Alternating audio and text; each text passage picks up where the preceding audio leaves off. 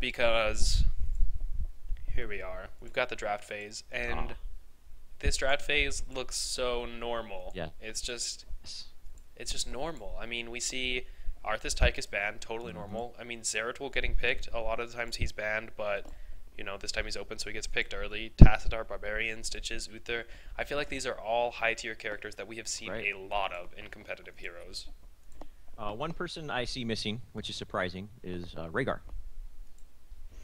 Yeah, so Tempest actually picking the Tyrande over Rhaegar, or maybe even a DPS there. They look a little damage light, but I think the reason they went with that Tyrande there is because they like the synergy with the Stitches. Giving that vision makes it way easier to get That is hooks. true.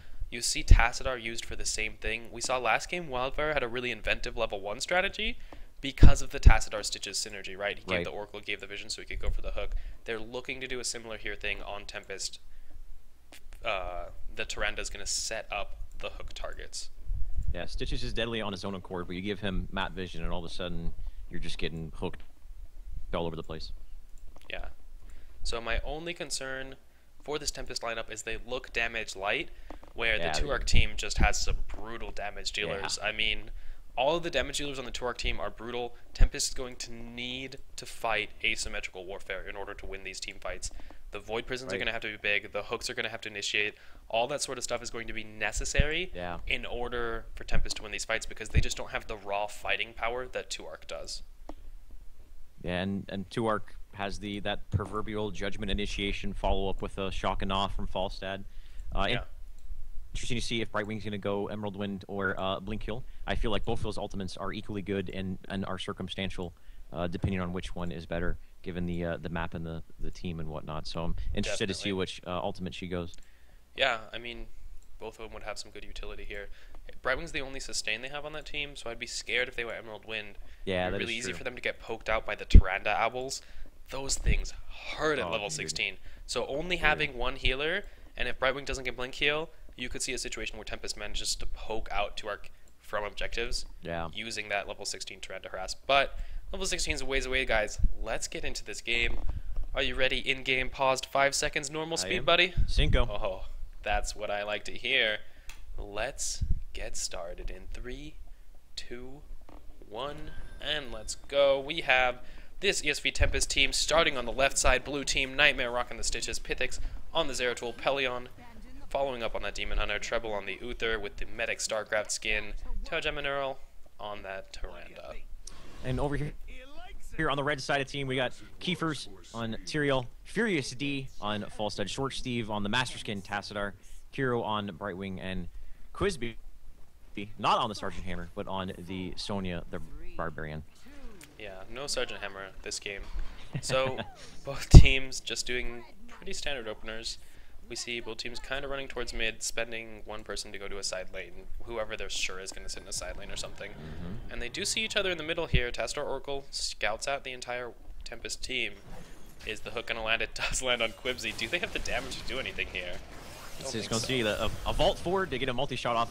There's the arrow, but no follow-up there. Quizby, a relatively tanky hero on Sonya. Not the Yeah. tankiest of any means, but tanky nonetheless. Yeah, definitely a relatively large health pool in the hero in the game. Now, we do see Barbarian kind of running around. There's 3 people in the mid lane now for each team. Misses the Ancient Spear. He was going for the Zeratul that they knew that was there. I would like to see this lineup for 2-Arc get really aggressive with their mercenaries because they have much better mercenary control They do. than the Tempest lineup. The Tempest lineup struggles a bit on sustained damage for dealing with those mercenaries, and Barbarian just excels so much at those early game mercenaries. That's what I would like to see come out here Yeah, from them. and especially on a map this size, where the rotating to clear mercenaries opens up opportunities for you to take other objectives, because sheerly because of the size of the map, surely.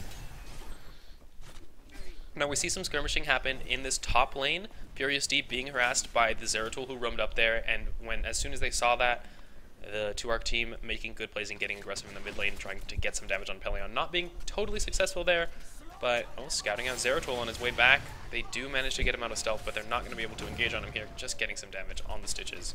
And they just have to be careful of hooks. That's the only way they can lose these early fights. Yeah, And Barbarian on those Siege Giants, like I said. there he goes. Let's see if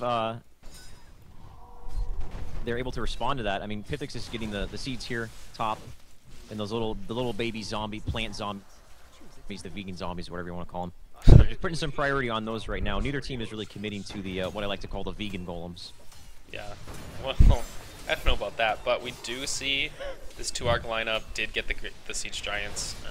Nightmare going for a hook. Oh, Pythix committing. He blinked in onto that pad. Isn't going to be enough. Looks like he's going to go down. But Tempest might get what they need for this. Oh, Quibsy comes back, tries to control the pad. Oh my god, that huge Tyrael explosion takes both of those incredibly low. Nightmare's low, but he gets a shield. Brightwing comes in, and that phase shift is huge. Now we see 2-arc with 2 people in position. Where's the Benny Hill music? Come on. We needed some Benny Hill music. I didn't have it ready. That was my mistake. And we see at the end of everything there, Team Tempest has a 3-kill to 2-kill advantage. But Team 2-arc did get the Siege Giants. Now, they had to pull Brightwing up from the bottom lane with the phase shift, which means that about half of a wave of experience went to waste, which is pretty meaningful. And we see a hook on a Siege Giant. Not that exciting, but we do see level 6 for this Tempest lineup versus level 5 for 2-arc. So there's at least a small experience advantage there. Yep, and it's rather negligible. Yeah. In this early stage of the game. But as you were saying, in the early part of the game, the laning phase is so important because if you miss a lane of experience, that is just such a huge proportion of a level. And missing that half a level hopefully won't come back to bite them in the butt later. Level 7 for Tempest and level 6. Yeah, that grants them access to their second Yep. talent. So they're ahead 1 talent right now on this Tempest lineup against 2-arc. Now, most teams aren't in places where they can take advantage of a 7-to-6 advantage, for example. It's just such a small advantage. It's not a huge breakpoint, but it can be meaningful in brawls especially. Now we see Quibsy up here taking this night camp early, actually.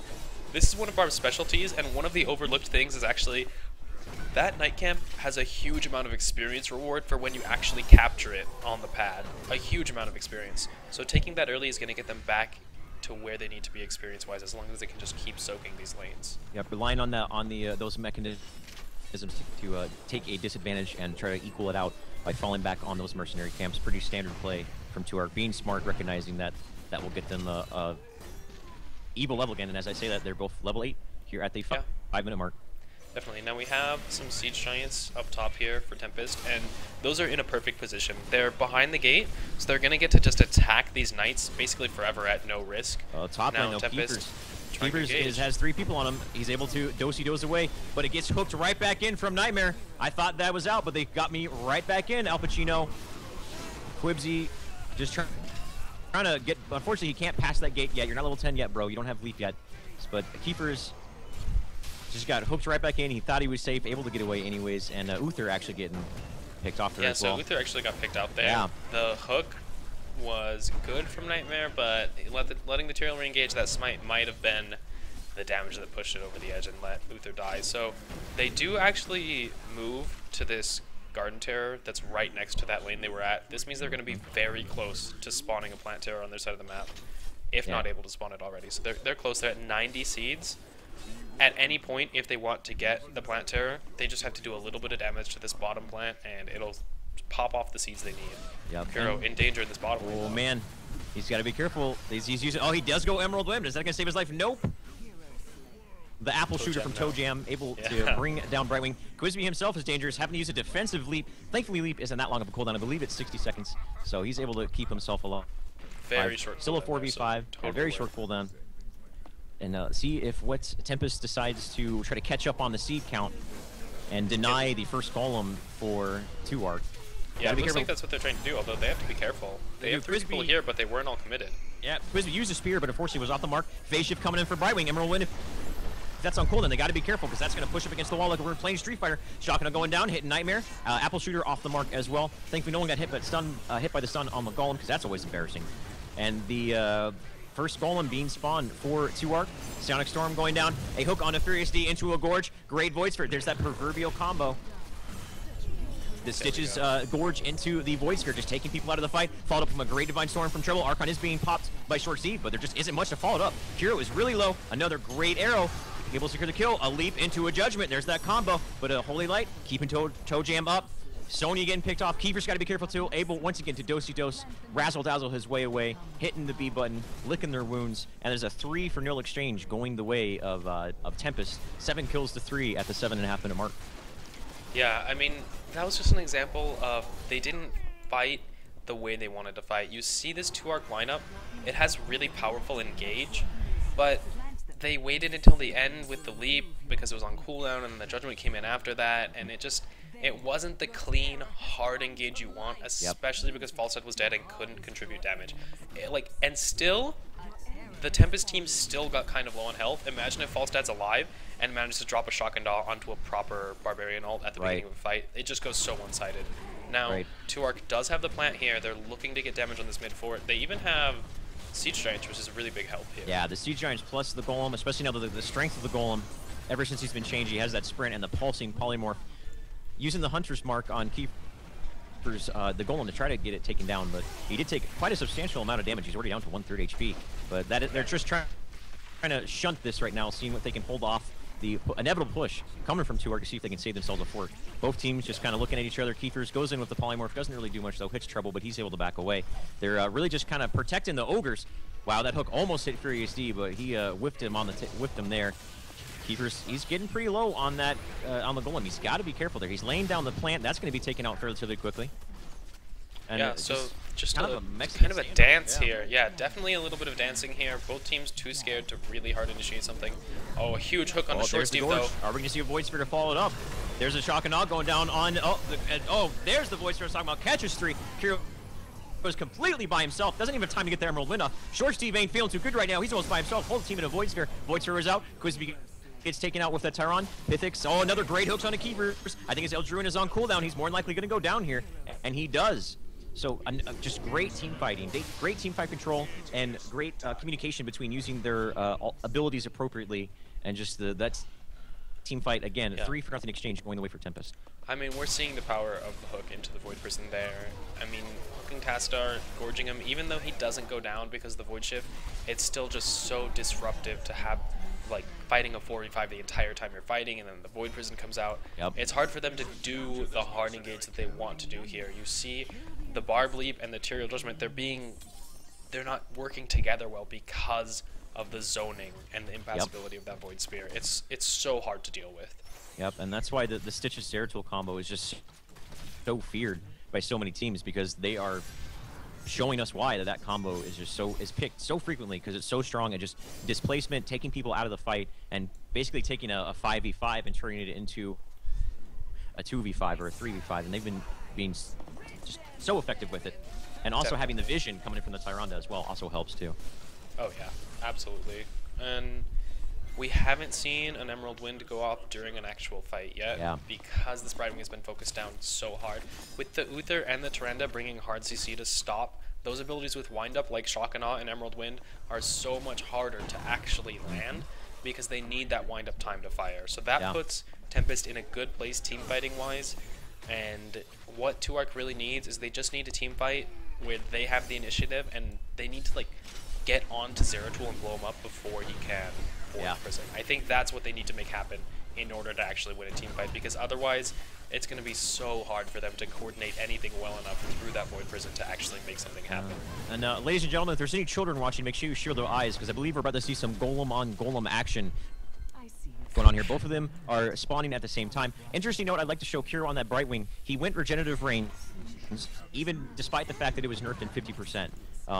One thing when I play Brightwing, I'm not a professional player by any means, is I like going cleanse. You cleanse yourself, and then you hit that R button, and you assure yourself getting an Emerald Wind off. But he wanted to go, great hook on a Quizby into Hammer Justice. He's dead. Treble hitting that R button just for style points. Rain of Vengeance going down. A lot of R's button being hit right here, ladies and gentlemen. But only one kill going down on Quibsy with a great hook coming out of Nightmare. But anyways, like I said, if the regenerative range choice was an effective one, if maybe cleanse a little better. Here we go, Golem on Golem. Let's see what we got here. Both of them getting polymorphed at the same time. Just let's see which one commits to a fight here. It's always interesting to see these fights. Kiro getting hooked. He's dead. He's dead. Getting hooked over the wall there is so painful. I mean, you know there's a possibility of it happens, but it's so easy for that to slip your mind when you're playing. So even though we see golems for each one, and Toe Jam and Earl's Plant Terror is actually much lower health than his keepers, but now we see them have a 5 versus 4 advantage for even longer, and it's going to be hard to hold this forward. And Kiefer's golem is about to go down, and it does, but Toe Jam's also very low as well. Both of them going down almost at the exact same time. Both of them finished around the same time. Quibsy getting a hook on there on the Toe Jam. Another great hooks on a Quibsy. Defensive leap, try to keep himself up. There's the Void Sphere onto the Tassadar and the fall side. They have a lot of DPS down. Keeper's trying to keep himself up. The Void Sphere is off cooldown. Phase shift coming in from Brightwing. Let's see if they can turn this around to a team target. Archon Beam Pop. Great stun from the Tyron. Catches 2. Not much follow-up though. Another great hook on a Furious D into a Gorge, into a the Shadow Stock. Furious D into a Judge. Furious D still alive with the Divine Storm, securing the kill onto Keepers. Quibsy more than likely going to be taken down here. Kiro is more than likely. All right, there's an Emerald win. It's a little bit late, unfortunately. But 3 down for 2, or I'm sorry. Yes, for 2 Arc. And only 1 for Tempest. And it might be more here. Short Steve is out of mana. He goes down as well. So a Tempest, 4 for 1 exchange. Tempest getting a 4 for 1 there, and to me at the beginning that fight looked like an overextend. We saw the Void Prison used really early, and nobody got killed off of it. And they were diving past a fort and everything, but they still managed to pull it out, which is really surprising to me. A clean execution, a Divine Storm onto 4 people. We saw Toe Jam and Earl land a 3-man Tyrande stun. I mean, that's the kind of time where the hard CC just gets so brutal to play against. And now this 2-arc team is at a disadvantage. They're 2 levels behind, 15 to 17. You can't fight into that. And they're just going to have to go for their own mercenaries. We see Tempest taking all their mercs on the map. And so just going back to full heal, that's going to buy 2-arc a little bit of time. Because even though Team Tempest has the 17 to 15 advantage, they can't really fight into a 5-man squad with a 4-man squad. So it's good for them, but a little bit of a waste of time. Now they're going to have to pull back and go for those Siege Giants. Yep, that's exactly what they do and what they are doing. I think Tyron, I feel like they knew this map was being picked with the Tyron pick because she's just, I mean, obviously she's a good hero, she's an effective hero, but she's super good on this map just because the map is so large and always having that map vision with the Owl and the Shadow Stalk is just so good on this map. Absolutely. Because of the sheer size of it. You have more time to adjust your movement and your positioning according to what the enemy team is doing because of the size of it. And I really like this map because it's bigger. It facilitates longer games as opposed to like the mines and whatnot. So teams have to think about multiple strategies, which is one of the great things about Heroes of the Storm for those who haven't had the chance to actually play the game yet, is the multi-maps just basically facilitate multiple strategies in a depth that really hasn't been seen in any other MOBA game. Yeah, it's a lot of fun, and we see both teams have 5 people alive now. Val is trying to regroup with the Tempest team, and they're kind of in a lull right now. Neither team is willing to really commit to making something happen. We've seen Shadowstock come out. Tempest knows where 2-arc is. They're going to try and get a hook with the Stitches. And really the name of the game here is patience for Tempest. They want to get hooks and guarantee 5v4s. One of the ways they can lose. Speaking of hooks, there it goes. Short Steve, is he able to get Dimensional Shift up? No, he gets taken out in the stun. 3-man Void Sphere going down here. This is not looking good. This is not looking good. Range of Vengeance hits him. Second one goes down. Finally, an Emerald win goes down. It's pretty effective. Knocks away their team, but I think it's not.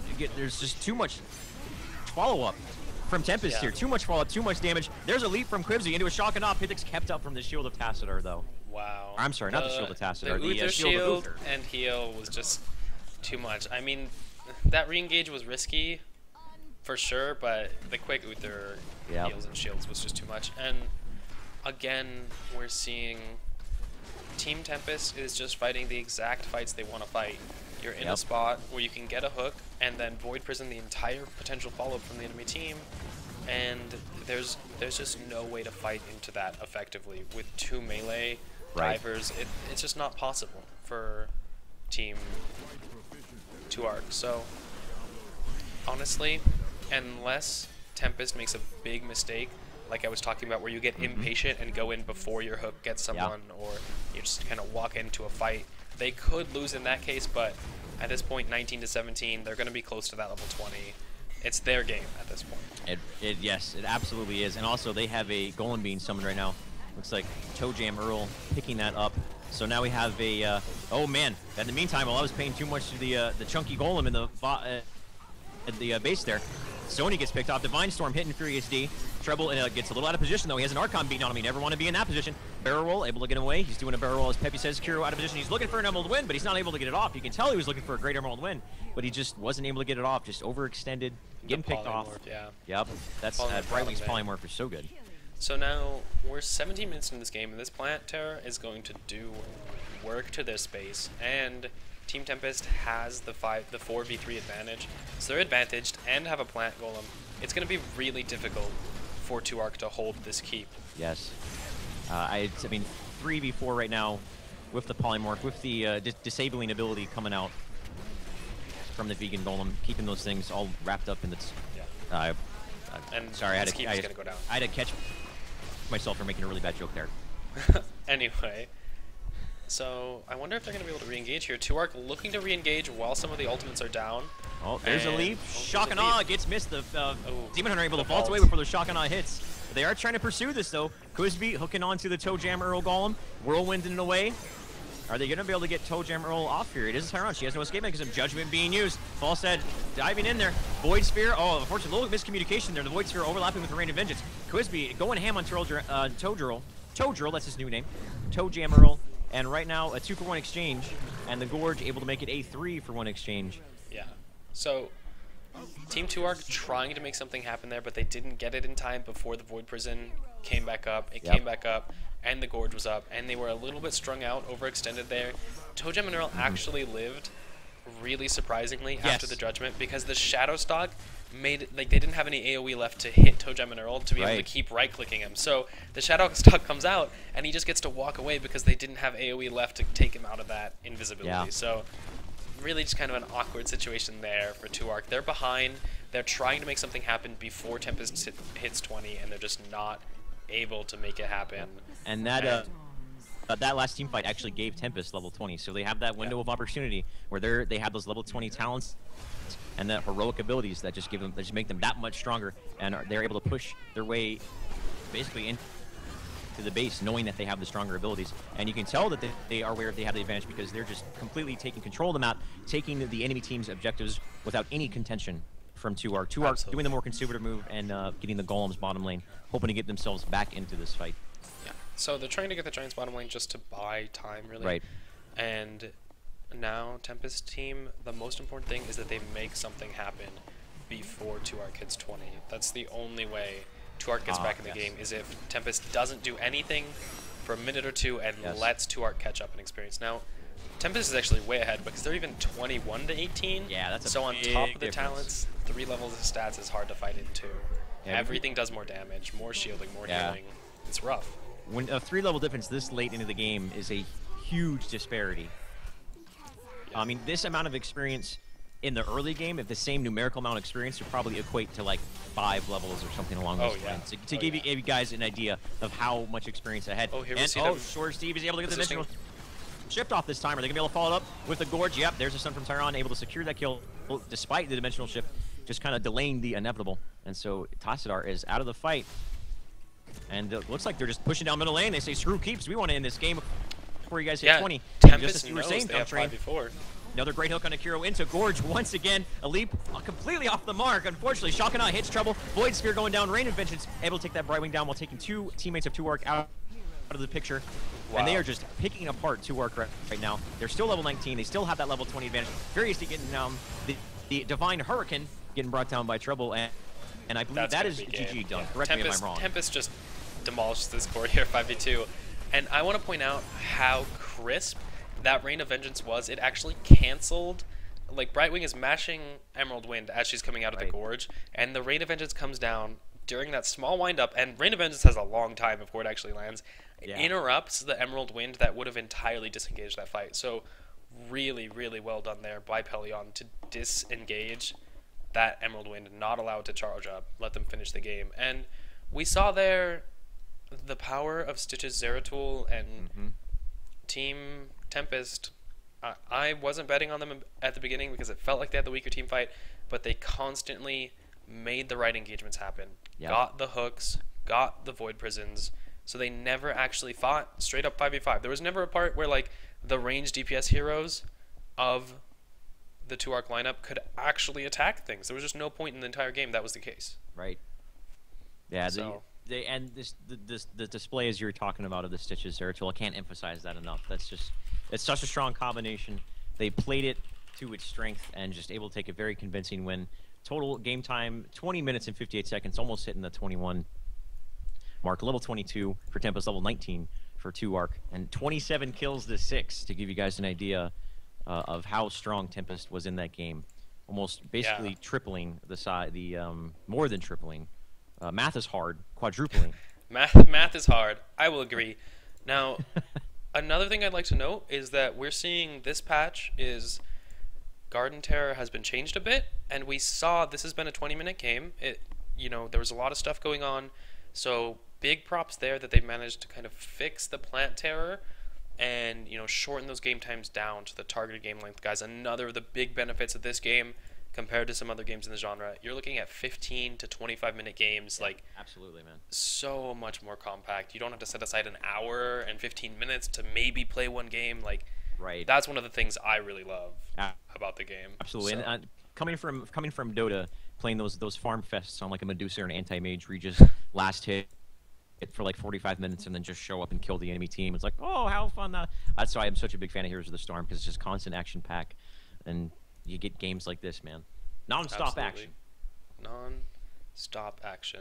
I mean, really crisp Stitches, Zeratul play there, and looking to join us from this Tempest lineup is Nightmare, the man who was playing the Stitches in this game. So, let's get him in the call.